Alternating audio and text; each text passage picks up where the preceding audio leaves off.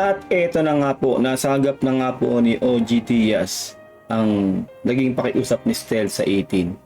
Nung nag-video po siya, di ba, nung nag-live po siya si Stel na may nagpa-picture po sa kanyang harap ng bahay na 18, no? Sabi na nga po ba natin na yung masasagap din po to ni OG Diaz. Gawa na po natin reaction video kung ano po ang mga masasabi dito ni OG Diaz. Alamin po natin at panoorin. Simulan na natin to. Let's do this. Ito naman, medyo nag-cross na sa boundaries niya. Sino? Yung mga 18. Yung mga 18. Hindi naman lahat ng 18, ano? O baka mag-react yung iba, ha? Kasi nga, syempre. Dinawin mo yan. Oo, hindi ko nila lahat. Oo. Medyo lumampas na sa guhit yung ibang fans. Aware kami na kami ibinabash ninyo, walang problema yun, ha? So, alam pala niya, no? Hindi nyo kami kilala ng personal. Mas So, ma-offend kami kung kilala. Alam bala talaga ni OG Diaz na siyempre na maraming nang babash sa kanyang 18 sa sinabi niya o nila, di ba, nung nakaraan na yung nakaraang issue nila na pumutok talaga na talagang lahat po tayo ay nainis, no, tungkol po dun sa baklang-bakla, ganun-ganun dahil sabi tungkol kay Stella, di ba, nung time na yun sa kasi SB19 na yung SB19 daw ay hindi daw namamansin ng fans, at yun nga daw na parang may issue na parang hindi daw nagpapasalamat ang SB19, di ba? Alam niyo naman po, ilalagay ko na lang po sa end screen po natin yung video po na yun ng ating reaction video dun po sa naging topic po na yun, na talaga pong sobrang mainit po yun, na talaga pong lahat po tayong 18 ay nagalit sa kanya. Ito po sabi niya po, talaga pong alam po nila na talaga pong binabash sila ng 18 sa ginawa nila na yun. Sasaguhit yung ibang fans. Aware kami na kami ibinabash ninyo, walang problema yun. Ang importante sa amin, hindi nyo kami kilala ng personal. Mas ma-offend kami kung kilala namin ng personal yung bumabanat sa amin. Actually, di ba, sabi niya hindi daw kilala ng personal. So, yung SB19 hindi rin naman talaga nila kilala ng personal. Pero bakit may mga ganung banat sila? Di ba, nung nakaraang issue, di ba? Kaya ngayon naman, itong kay Estel naman, di ba, actually, nasagap niya na nga po. At gusto ko talagang malaman kung may masasabi pa rin po sila sa sinabi ni Stel na yung hinihingi nga po ni Stel ng kanyang privacy sa kanyang bahay. Tingnan po natin kung may negative po siyang masasabi dito. Gets ko si Estel. Oh, bakit? Pakinggan muna natin si Estel, eh. Sana po huwag nyo i-share yung address ng bahay ko. I mean, pumapayag naman ako magpa-picture po. Pero, pagka nandito lang po ko sa area malapit sa house, tumatanggi po ako magpa-picture. Kasi, parang hindi po ako comfortable na, I mean, kahit sabihin naman na hindi upload, parang na na paparanoid ako na baka, alam mo yun. I mean, alam ko naman na hindi naman naabot sa ganun, especially pag 18. Pero, ayun lang. Yun lang siguro yung mga non-nego ko. Non-nego. I mean, pagka nakita nyo yung bahay ko or alam nyo kung ano yung address ko, yung kulay ng gate ko, sana, pag sinabi kong no picture, sana maintindihan. Kasi naman, di ba? Alam mo, noon, nung wala pang camera, talagang ang mga fans ay pupunta sa bahay ng artista. Katulad ko, pupunta ko sa New York, Cubao, para lang abangan si Aga Mula. Oo, yung mga panahon po namin yun nung araw. Kasi wala pa pong social media. Talagang, kumaga kasi yung era po namin, inabot po namin lahat yung talagang walang social media. Halos walang internet, no? Kung meron man, sobrang bagal, dial up, no? Hindi makaka-relate pa yung mga GNC doon, hindi nila inabot yun. At yung nga po, ganun po talaga, na talaga pong, kumbaga kung may chance kang makita ang isang sikat na artista o celebrity, ay talaga yung personal talaga, na napuntahan mo sa event o puntahan mo sa, talagang sa bahay, ganun. Pero, hindi yon issue ng stalking.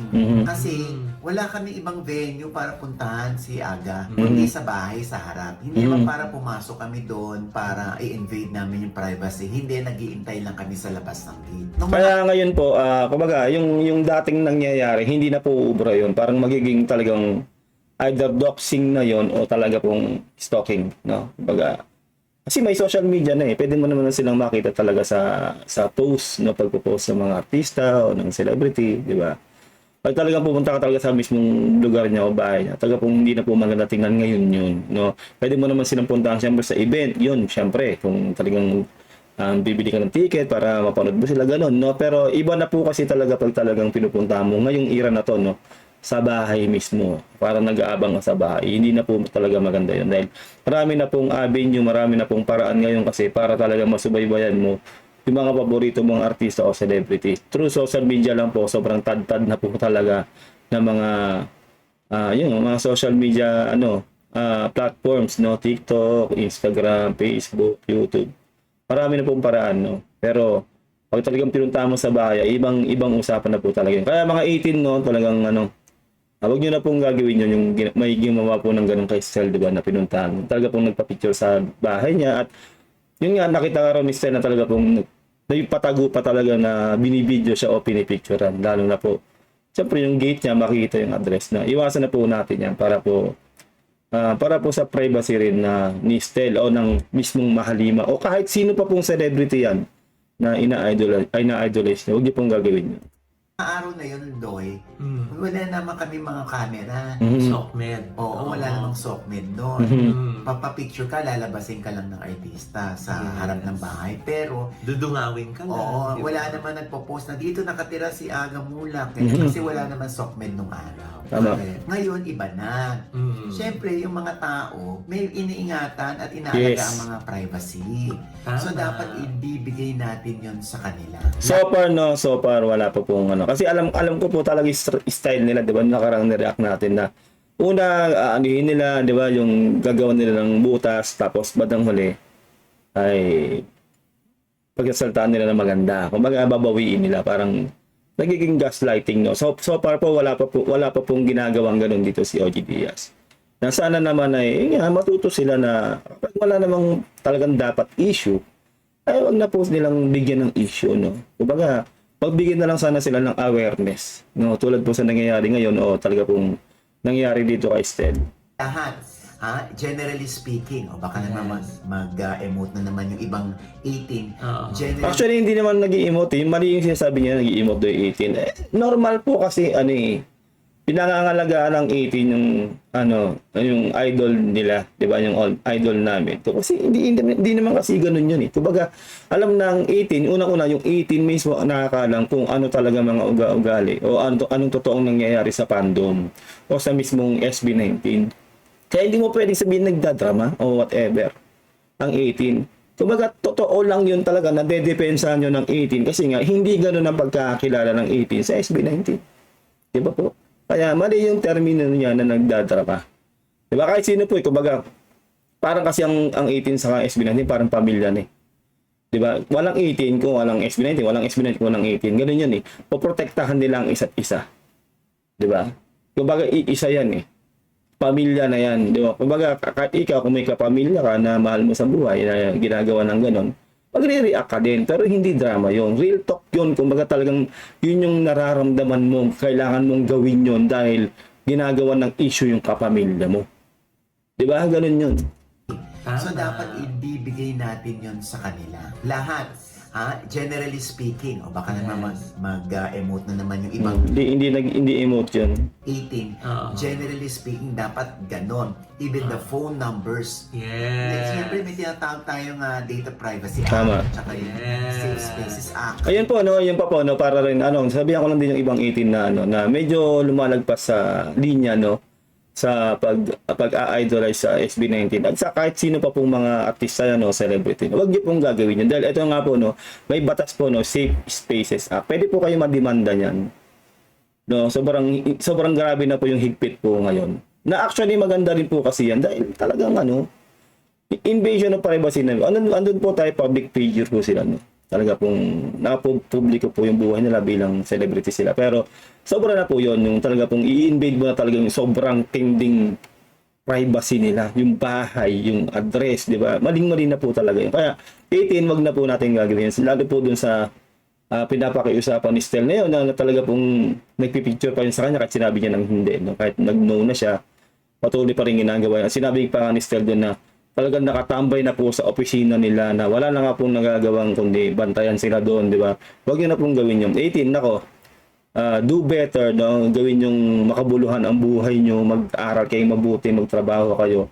para matutuwa rin ng SB19 dyan kapag kayo ay naging matagumpay sa buhay. Huwag na kayong bumabad sa kanila. No, may time para mag-idolize sa kanila at may time din para pagandahin mo yung buhay mo. Diba? Kasi ikaw rin yung mismo makikinabang dyan kasi hindi hawak ng SB19 yung buhay mo. Ay kung pag nasayang na lang yung buhay mo, kaka-idolize sa kanila, kakabantay sa kanila, maubos yung oras mo talaga kung wala kang mararating. Diba? Una lagi ko sinasabi sa inyo, mas matutuwa ang SB19 kapag kayo ay matagumpay sa buhay. Yes. Diba? Na dapat ibinibigay natin sa mga personalities, lalo na sa mga hinahangaan natin. Dito maintindihan ng mga fans, ng mga artista na sobrang diehard, sobrang head over heels doon sa kanilang iniidolo na kahit picture lang ng bahay, may picture kami kahit hindi namin makita yung idol namin. Basta araw-araw pupunta kami dyan sa harap ng bahay. Siyempre, bigay natin sa kanila yun. Tama yun. No?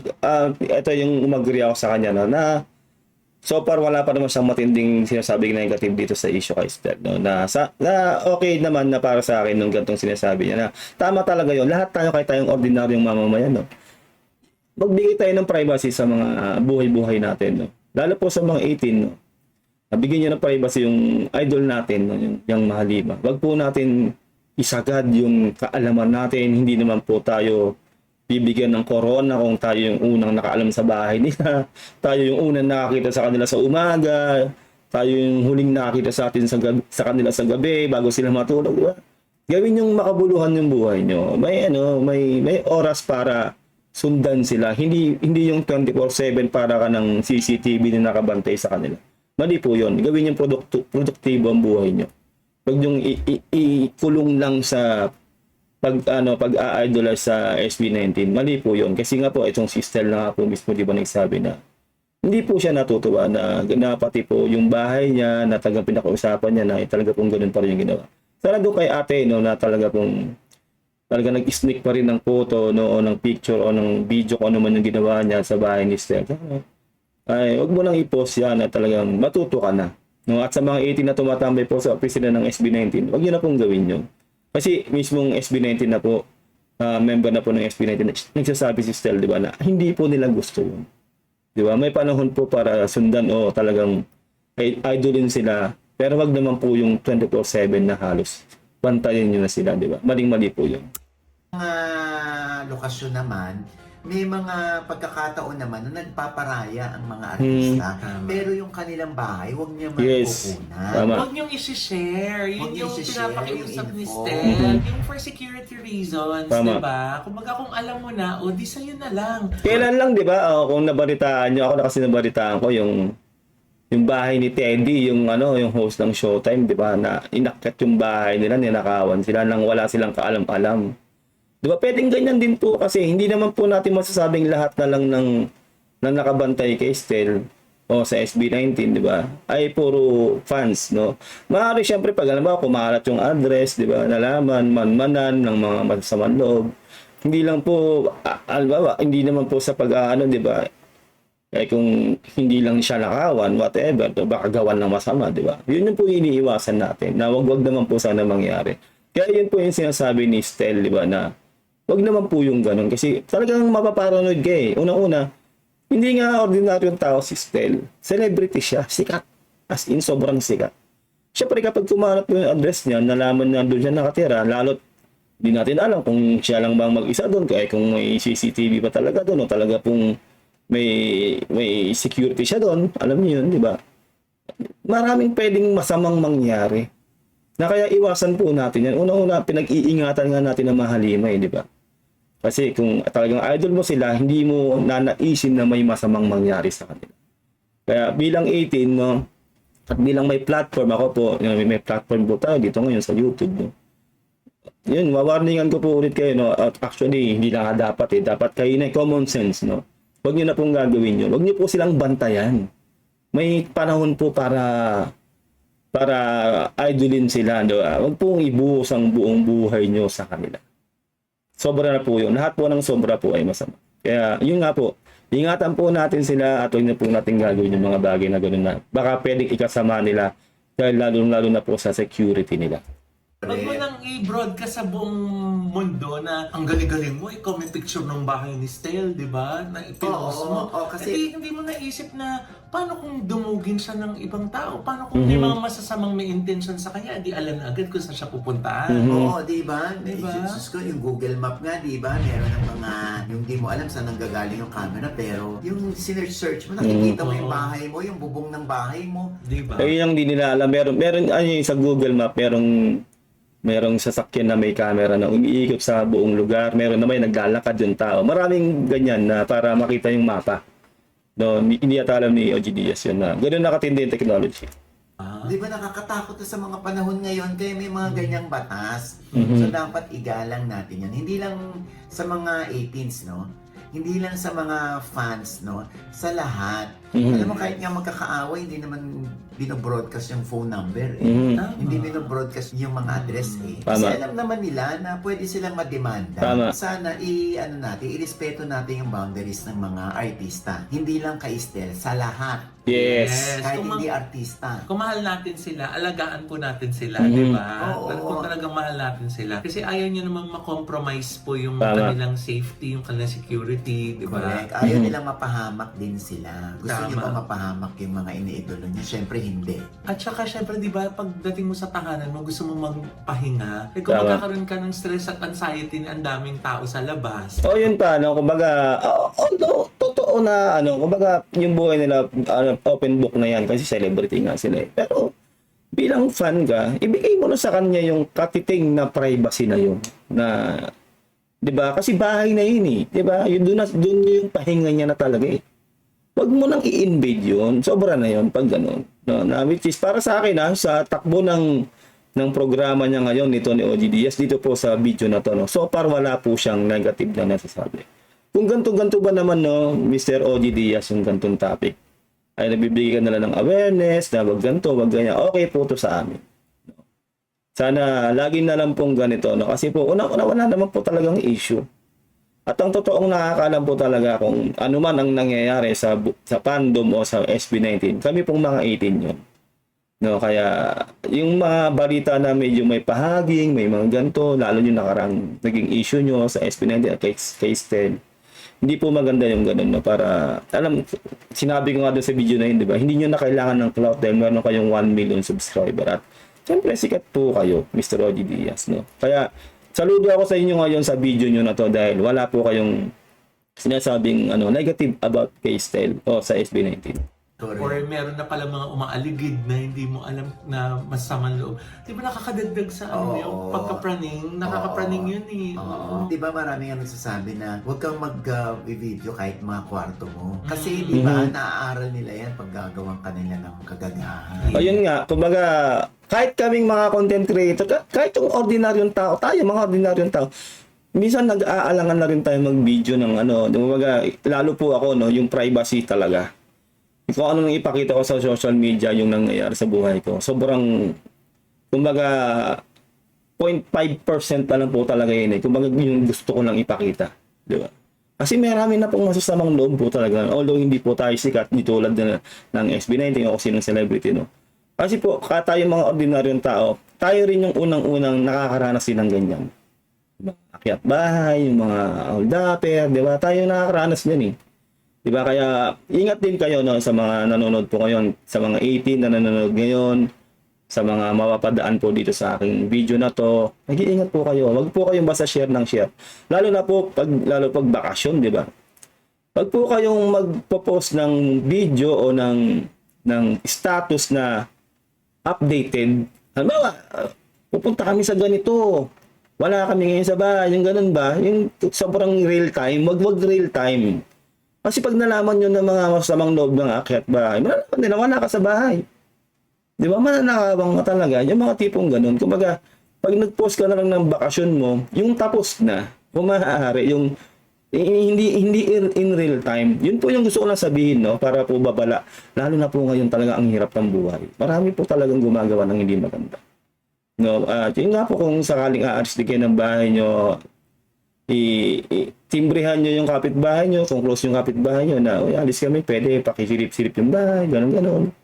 maaari mag-iwan kayo ng ilaw na nakabukas, gano'n, di ba? O kaya kung talagang meron kayong magbabantay sa bahay nyo na pagkakatiwalaan nyo, yun, gano'n.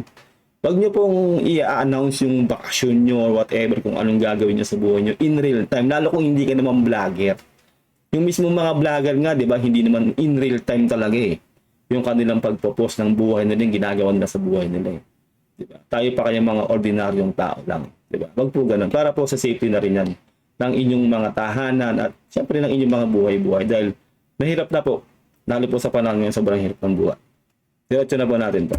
Yes. O kaya behave na tayo lahat ha, hindi lang 18s, kahit mga blooms, kahit yung mga, basta yung mga head over heels sa kanilang mga iniidolo, isipin natin yan ha. Kesa naman magalit sa inyo tapos bigla kayo matuturn up sa idol nyo, kasalanan nyo rin naman. Katulad Ayun nga, kumbaga, tama yung sinasabi niya nun, no? Hindi nga lang to saklaw sa isang fandom, no, sa 18, sa blooms. No? Actually, hindi nga sa fandom, hindi lang to tungkol sa sa SB19 o whatever sino eh. Sa buong tayong lahat, no. Bawal po talaga yun. Kaya yun nga kahit sa magkakaaway, di ba? Hindi po pwedeng i-post yung address, talagang madidimanda ka. Maling-mali po yun. Talagang kumbaga awareness po to, no. Kaya para sa akin tong vlog nila na to ay okay naman so far, no. Kaya syempre saluduhan natin kung dapat saluduhan, kung hindi, di ba? So far tong ginawa niyang video na to ay puro awareness yung sinabi po nila.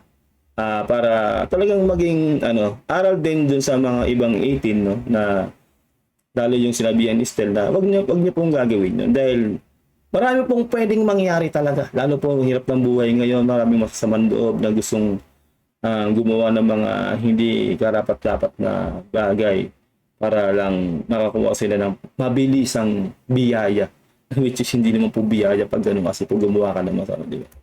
nito, Loy, wala namang kinalaman yung nanay. Pero pinutakting, ilusob ng mga bashers. So, iba na to, no? Iba na po itong topic na to. Yun, ano pang masasabi niya sa naging topic na to ni Sir OG Diaz? Para sa akin po, okay po yung video nila na to. Wala po silang sinabing negative doon sa, sa naging pahayag po ni Stel na gusto niyang yung privacy niya daw na ibigay na natin sa kanya yung privacy nila. At parang sa kalahatan sa buong SB19 na sinasabi niya na, yun nga, may panahon para sundan sila o maging fans nila. Pero wag naman totally talagang ibuhos mo na yung buong buhay mo. Wala na nangyari sa buhay mo. Talaga pong nakatuto ka na lang sa SB19, masama po yun. Kasi pag nakatuto ka na lang, sabihin po nun, wala kang hanap buhay. Wala kang ginagawang maganda sa buhay mo. Tambay ka nun, hindi ka nag-i-improve. Updated ka nga sa SB19, sobrang ikaw yung unang-una, pero hindi ka nag-grow. Paano pag wala ng SB19? Hindi mo naman sila pwede sisihin dahil sasabihin mo na tumuto ka sa SB19, ganyan-ganyan, kaya hindi ka nakapag-aral, kaya hindi ka nakapaghanap ng trabaho. Diba? O hindi pwedeng gano'n, hindi mo sila pwedeng sisihin. Ang sisisihin mo yung sarili mo. Kaya dapat merong limitasyon ang paghanga natin sa kung sino man at hindi lang po yan sa mahalima. Malaking aral po to, itong naging topic po na to na wag po nating sosobrahan ang paghanga sa mahalima o kung sino mang hinahangaan mo dahil mas maganda po na talagang pagtuunan mo ng pansin yung buhay mo, talagang i-improve mo yung buhay mo, lalo yung sarili mo dahil pagdating ng panahon, ikaw rin yung mahihirapan kapag andyan ka pa rin nakasadla ka dyan dahil pinabayaan mo yung buhay. Yun lang po, no? Huwag nyo kalimutan na mag-subscribe dito po sa ating channel kung nagustuhan nyo ang ating video ngayon. Huwag nyo rin sana kalimutan na mag-like sa ating video. I-click mo lang yung video na yan kung gusto mo ng mga gantong mga reaction video. Ingat kayo lahat. God bless and peace out. Bye.